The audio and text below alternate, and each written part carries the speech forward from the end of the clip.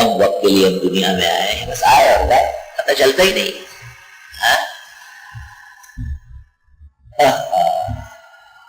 وَإِذَا افْتَقَرْتَ إِلَى الذَّخَائِرِ لَمْ تَجِدْ، ایک شاعر کہتے ہیں عربی کا، جب آپ ذخیرہ کرنے لگے تو ایسا بہترین ذخیرہ کبھی نہیں کر سکو گے۔ ذخرًا يَكُونُ كَصَالِحِ الْأَعْمَالِ، جیسے نیک اعمال کا ذخیرہ ہے، جماعت کا پابند ہونا، قبلیہ اور بادیہ کا خیال رکھنا، نماز میں صحیح طرح کھڑا ہونا۔ طالب علموں کو پتہ نہیں چلتا ہے، ٹام ہوتا لگے تو بتا وہ لوگ تو رہی ہے جو نماز میں مختلف کرین اور بلڈیزر کے نقشے بناتے ہیں۔ ہمارے یہاں تو فقہاء کہتے ہیں پیروں کے درمیان 4 انگلیوں کے برابر فاصلہ، بس یہ کافی ہے۔ یہ نہیں کہ آپ نیچے جھک کے 4 انگلیاں تو 5 ہو گئی، نہ اندازہ کافی ہے بس۔ بعض طالب علم نیت باندھتے ہیں، اس کا کوئی ماں باپ نہیں ہے اس مسئلے کے، یہ مسئلہ بغیر ماں باپ کے پیدا ہوا تھا، یہ غلط بات۔ صاف صراحت کتابوں میں ہے کہ انگوٹھوں کے سرے کانوں کے جو نرمے ہیں اس کے ساتھ ٹچ ہو جائے۔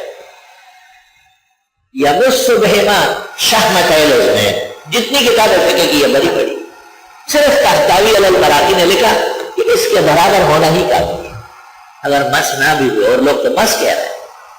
پھر بعضوں کے ہاتھ ایسے کھلے ہوں گے، بعضوں کے نہ، تنشر علی حالہا، بس یہ نہ بہت کھولنے ہیں، یہ رکوع کی حالت ہے، نہ بالکل بند کرنا ہے، یہ سجدے کی حالت ہے۔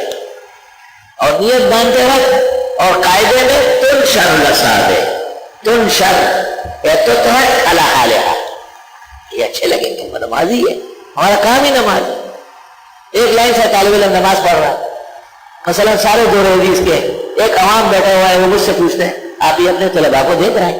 میں نے کہا دیکھ رہا ہوں۔ کہیں کوئی نماز کون سکھائے گا؟ وہ یوں کر رہا، تو یوں کر رہا، یہ اس لیے میں نے سخت لفظ کہے کہ یہ مسئلہ بغیر ماں باپ کے نہیں ہے، یہ اصلی نسلی مسئلہ ہے، کتابوں میں پوری وضاحت ہو چکی ہے۔ ہم اور آپ فقہ کے ماننے والے ہیں الحمدللہ، اور فقہ بھرا پڑا ہے اس۔ اب نیت باندھنے لگے تو کہتے ہیں کہ چنگلی اور انگوٹھا اس کا ہلکا باندھ دو بائیں ہاتھ کی کلائی پر، اور یہ تینوں انگلیاں اوپر آ جائے مرد کے لیے، اور یہ ہاتھ نیچے لٹکاؤ نہیں، اس کو بائیں ہاتھ کے کو دائیں کے نیچے کرے اور چھوڑ دے، بس جس جگہ یہ چلا گیا یہ تحت السرہ ہے، سنت جگہ ہے، والحمدللہ۔ اب بات یوں کریں گے اور ایسا کر لیں گے، ہم ان لوگوں میں سے نہیں ہیں جو فقہ پر بے اعتمادی کرتے ہیں اور قہر الہی کے مستحق ہوتے ہیں۔ ہمارے ایمان ہے کہ لیتفقہوا فی الدین، ہم اس پر پورے عملدار ہیں الحمدللہ۔ اور فقہ میں پھر بہترین فقہ امام اعظم ابو حنیفہ کی، بہترین فقہ، الدین دین محمد ابن کرامی والفقہ فقہ ابی حنیفہ النعمان، ایک شاعر کہتا ہے۔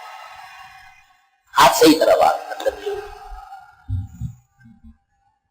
اور پیر بھی صحیح طرح رکھ لیے گئے، فاصلہ کم کر دیا، اور جو پنجے ہیں اور ایڑیاں یہ ایک سیدھ میں ہو جائیں۔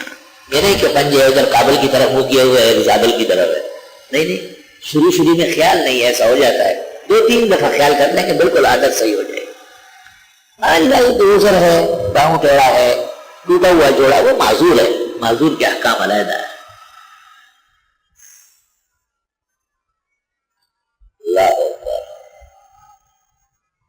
بھئی نماز میں چمائی آنے لگی، چمائی آ رہی ہے، حدیث شریف میں ہے فَلْيَقْزَمْ مَسْتَطَاعَ، مت آنے دے جہاں تک ہو سکے، اور آنے لگا تو فَلْيَدَعْ يَدَهُ فِي فِي، بائیں ہاتھ کی ہتھیلی پچھلی منہ پہ رکھ، بائیں ہاتھ کی ہتھیلی منہ پہ رکھ۔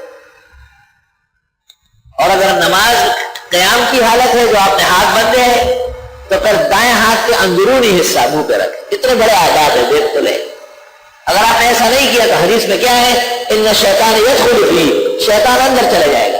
مکی چلی گئی، او خروش وہ کیا یہ مکی گئی، مکی سے کوئی جہنم نہیں جاتا، شیطان اندر گیا ہے، وسوسے پیدا کرے گا، اللہ اور رسول سے دور کر دے۔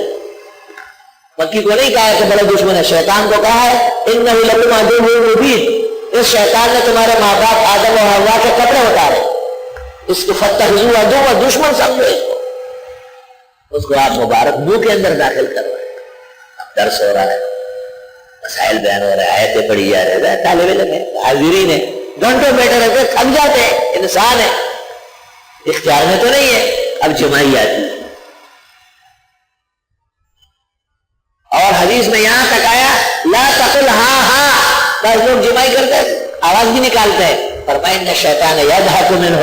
شیطان کہتا ہے دیکھو دیکھو کیسے میں نے اس کو کچالو بنا لیا, جیسے ٹرین ٹرین کر رہا ہے بھینس کے بچے کی طرح.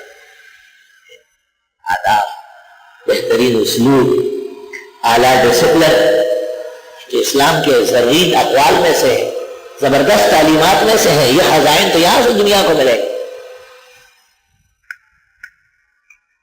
اللہ کئی درس میں تسلی سے بیٹھے, نیکی کا درس ہے, قرآن شریف کا بیان, ترجمہ و تفسیر تو پورے دین کی اصل اساس ہے. اقیم الصلاۃ کا معنی و مطلب سمجھیں گے تو نماز کی عظمت دل میں بیٹھے گی.